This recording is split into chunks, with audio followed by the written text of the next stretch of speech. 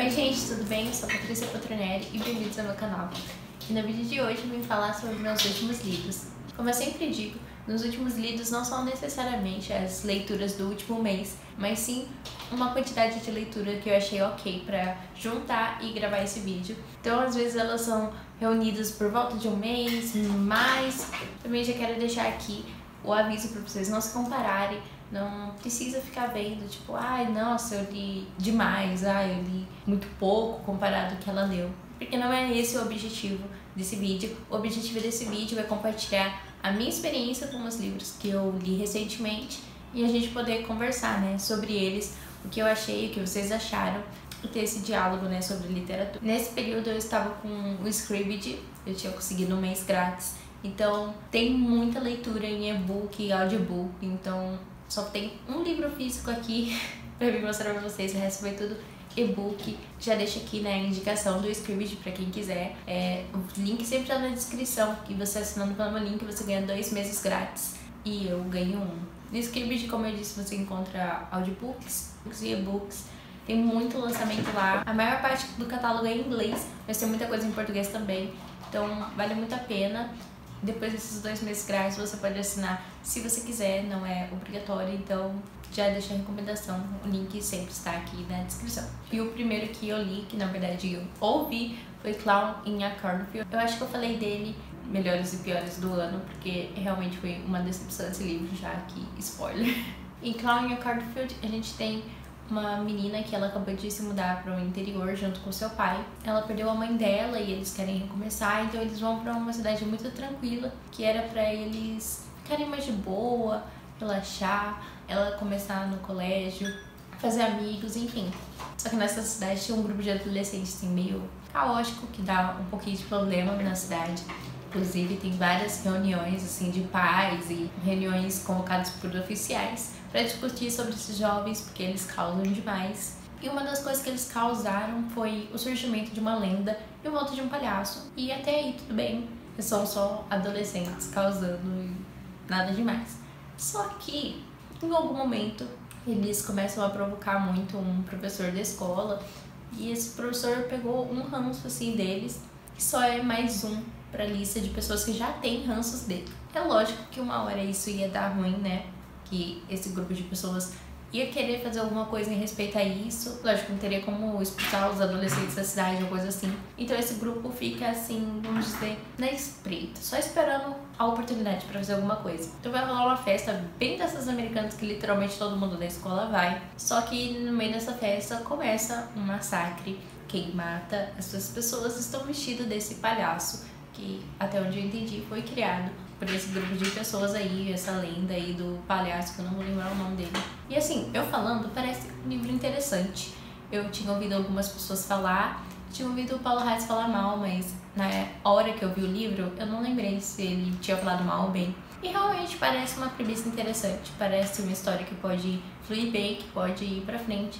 Só que não me cativou, eu não consegui me importar com os personagens. O livro, em boa parte, eu acho que, sei lá, 60% é totalmente parado, não tem momentos de tensão, não tem momentos de suspense, nada. É só, tipo, a menina vivendo a vida dela com esses adolescentes e eles não tendo responsabilidade sobre os atos que eles tomam. E, de repente, tem esse massacre, que daí fica um pouco interessante, mas esse massacre literalmente nas últimas páginas, praticamente. Então, como a gente teve essa dificuldade em se relacionar com os personagens durante praticamente o livro todo, então quando finalmente acontece, você não fica se importando com os personagens, você só quer ver o que vai dar, você só quer que eles sobrevivam pra saber o que vai dar pro palhaço. Enfim, né, eu simplesmente não curti. Eu acho que poderia ter sido mais bem escrito, poderia ter feito a gente se importar mais com os personagens, trazer um pouco desse medo de palhaço que muitas pessoas têm pra gente também, né? Eu sinceramente não tive momento nenhum assim de tensão. Acho que só em uma parte que a menina tá escondida e o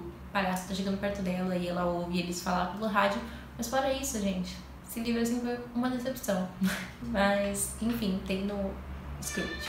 Em seguida, eu li o conto O Que Você Não Vê. Esse conto tá disponível no Kindle Unlimited, eu acho, mas eu consegui ele em algum dia que é alto, que deixou ele grátis. Mas enfim, o meu conto, como eu sempre falo, eu não vou me estender aqui e dar muitos detalhes do que ele se trata, mas basicamente a gente vai ter uma história de dois meninos e ela é dividida em duas partes. Uma, o que você vê, que é o que a mídia retrata desses dois, que são dois pilotos de corrida, e o que você não vê, que é o que a mídia não trata deles. E no que você vê, a gente tem a rivalidade dos dois, a competitividade, né? Porque eles são rivais no esporte. E no que você não vê, a gente tem o romance deles e a vida afetiva dos dois. É tipo um enemies to lovers, mas a diferença é que o enemies é só na mídia, né? Eles não são de fato enemies. E eu achei super gostosinho de ler, eu recomendo muito. Aliás, se fosse um livro mais comprido, de 200, 300 páginas, eu com certeza leria, porque eu achei muito interessante a premissa, eu gostei bastante dos personagens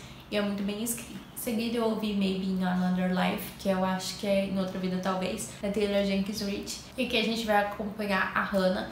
Vive assim no mundo, né? Tipo, ela cada hora tá em um lugar, conhecendo novos países, conhecendo novos lugares e experimentando bem a sua vida. Só que em algum momento ela resolve voltar para a cidade natal dela. Já que ela tá na cidade natal, ela resolve rever seus amigos. Ela também aproveita para rever lugares, desabafar sobre as coisas que aconteceram na vida dela, né? Que ela teve uma decepção amorosa. Ela estava com um cara, ela achava que ela era a única do cara, mas na verdade ela era amante, o cara tinha filhos e, enfim, ele tinha uma vida completa, né, fora da vida deles. Com essa decepção, então ela vê que é a hora, né, dela recomeçar e tentar buscar um caminho novo pra vida dela.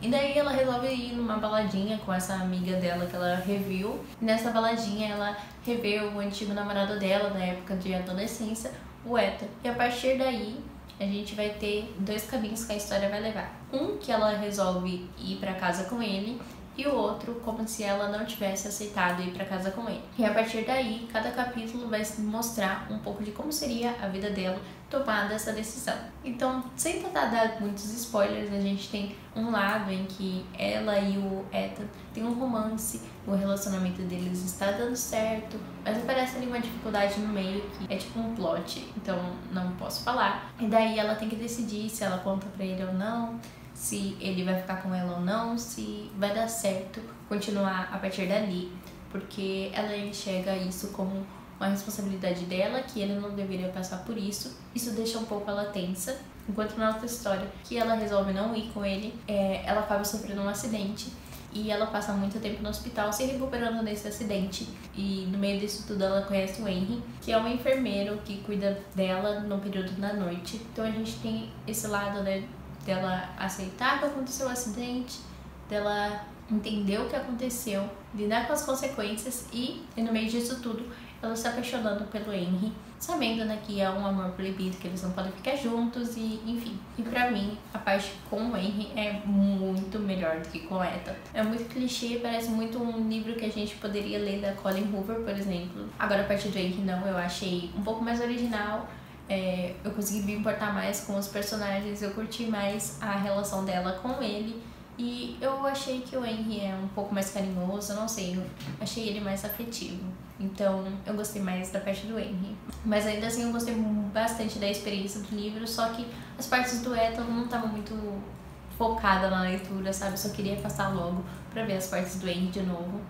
E esse livro em si, ele fala muito sobre destino, escolhas, será que as coisas estão escritas do jeito que é pra acontecer ou será que a gente tem um peso sobre ela? Por mais que essas duas histórias tenham tomado caminhos diferentes, em alguns pontos elas se chocam e tem ali alguma coisa muito parecida e tem vários questionamentos, né, da Taylor Jenkins Reid e da protagonista em relação a isso, sabe? Será que ela de fato escolheu o que ia acontecer com ela ou será que é uma falsa pressão do que ela escolheu?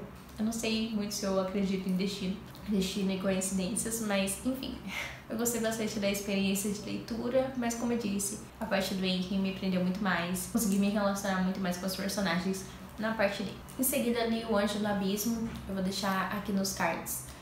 o vlog de leitura dele. Então eu não vou me estender muito sobre o que se trata aqui. Um Anjo no Abismo conta a história do Fernando. Assim, o Fernando sempre teve um relacionamento tóxico, abusivo, assim, que ele se sentia preso. A pessoa só deixava ele ir pra baixo, que no caso era a Débora. Ele não conseguia sair desse relacionamento. Porém, ele e a Débora resolvem dar um tempo, e durante esse tempo ele conhece a Caroline.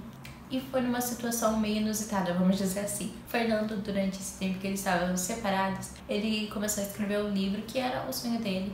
E ele resolve imprimir esse livro na papelaria que ele trabalha, e ele deixa em cima do balcão enquanto vai atender as pessoas da papelaria. Era um dia muito agitado, muitos clientes para atender, então ele nem notou quando o escrito foi levado.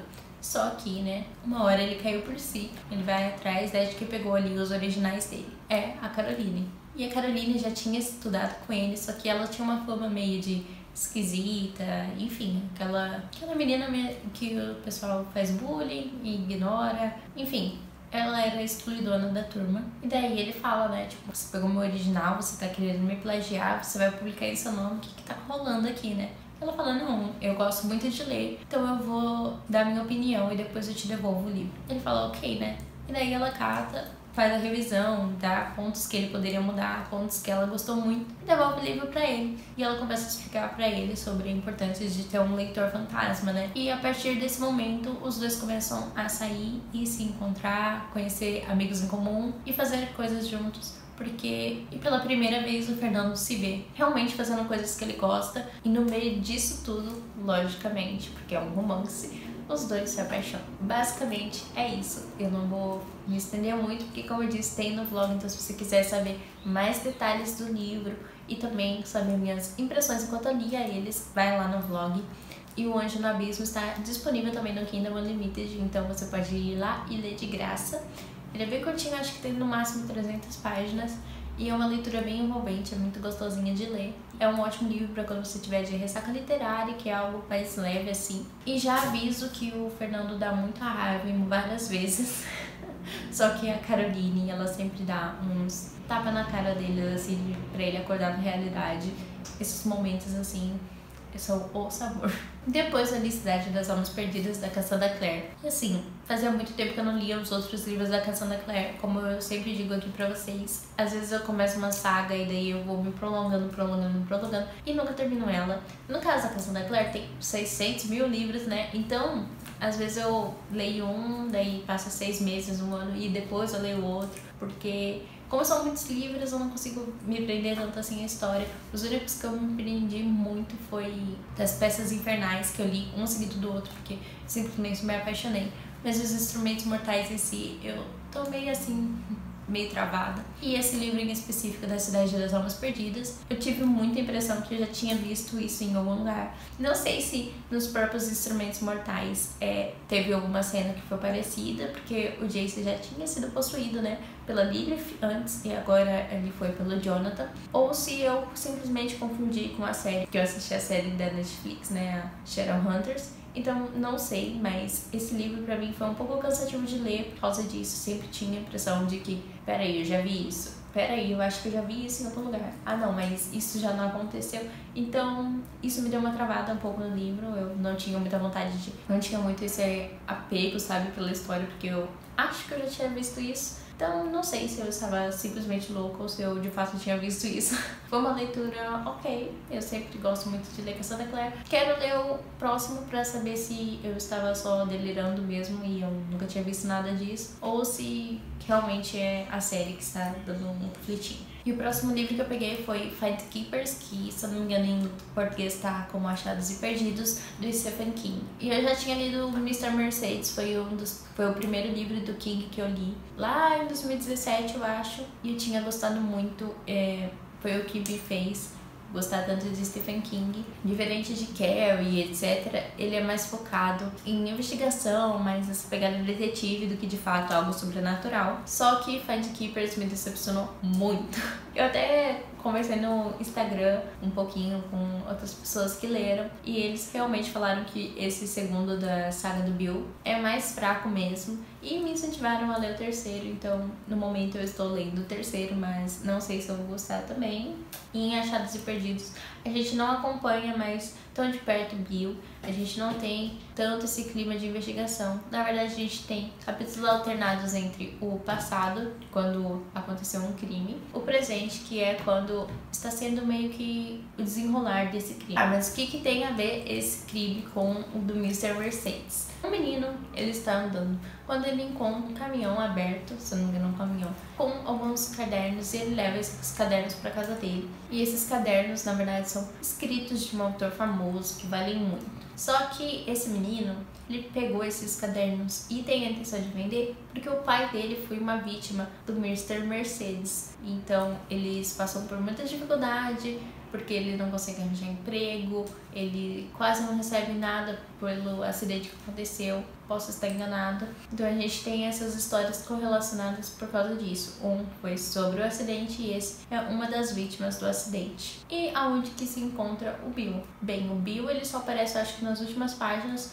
mas como uma pitadinha assim, a gente quase não tem nada sobre ele. O que me decepcionou bastante, porque eu achei que mais um livro com aquele tom de investigação. E nesse o tom mudou um pouco e eu não consegui me importar muito com os personagens.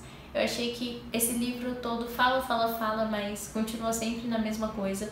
A gente não tem um desenrolar muito bem desenvolvido. Toda hora eu lia e não saía da mesma página. Parece que eu já tinha ouvido ele falar sobre aquilo. É toda hora sobre esses cadernos. E ai meu Deus, vai ter consequências. Ai meu Deus, eu vou ser preso. Ai meu Deus, as pessoas que roubaram e mataram pra ter esse caderno vão vir me procurar. E a gente nunca vê isso acontecer. E quando acontece, nos últimos capítulos, não é nada surpreendente, é algo que a gente já esperava. Então, foi um livro bem fraco pra mim. Eu acho que foi o livro mais fraco do King até agora. Mas, como eu disse, eu vou ler o terceiro para tirar minhas próprias conclusões dessa trilogia. Mas esse segundo livro me decepcionou bastante em comparação ao primeiro, que eu tinha simplesmente amado. E por último, e também o único físico, A Procura de Theo. Esse daqui também tem blog de leitura, eu vou deixar aqui nos cards, então novamente não vou me estender. Mas é um livro contado por meio de cartas, e-mails e mensagens. E ele começa lá no Brasil de 1970. No caso, a gente tem a família da Theo, a avó dela, chegando no Brasil. A gente vai acompanhar, né, todas as dificuldades dela financeiras, de conseguir um emprego, diferenças religiosas, culturais, e enfim. A avó dela, no caso, era uma criança, né, então a gente vai ver todo esse histórico com base na madrasta dela, então, que seria a bisavó da Theo. E é um livro de gerações, então a gente começa com essa bisavó dela, depois a gente vai acompanhar a avó dela, depois a mãe dela, a babá dela, parentes próximos, até enfim a gente conhecer a Theo. Eu nunca tinha lido um livro assim de acompanhar gerações de uma mesma família, e a única experiência que eu tinha com um livro de cartas foi o Evidências de uma Traição da Taylor Jenkins Reid, que eu particularmente não tinha gostado.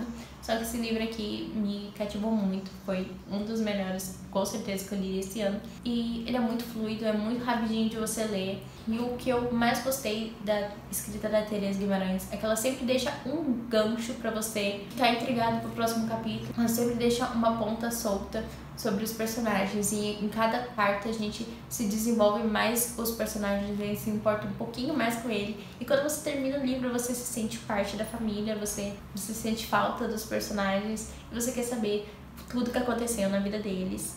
No blog eu tinha falado, né, que tinha uma questão ali que eles não explicaram um plot twist que teve, e a autora entrou em contato comigo e disse que a intenção dela era realmente deixar esse fio solto, essa ponta aberta para que a gente abrisse teorias e discussões sobre o que poderia ter acontecido, além de criticar também, né, a questão de investigação no Brasil, a impunidade, muitos casos que não são resolvidos, enfim. Então eu gostei bastante. E agora que eu tive essa explicação da autora, eu gostei mais ainda. Então recomendo bastante, tem no Kindle Unlimited também. Como eu disse, é um livro leve, gostoso de ler, mas com assuntos muito importantes, que a gente pode tirar muita coisa aqui, principalmente por se tratar num Brasil de 1970.